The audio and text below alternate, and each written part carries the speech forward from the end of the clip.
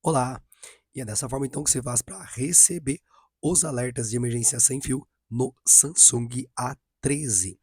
Para fazer isso, configurações, segurança e emergência, alertas de emergência sem fio.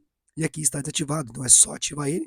E a partir de agora, pessoal, você já passa a receber os alertas de emergência sem fio das autoridades competentes. Exemplo, da Defesa Civil sobre chuva forte aí na sua região. Exemplo, tá ok?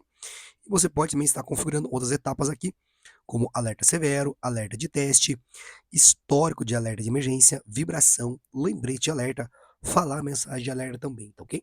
No canal vai ter um passo a passo, como você pode estar configurando cada etapa daqui também, tá ok? Mais uma vez aí, configurado, pessoal, é só retornar aqui e pronto. Espero que esse vídeo aí tenha te ajudado de alguma forma. Não se esqueça aí de curtir, se inscrever e até o próximo vídeo. Tchau, tchau.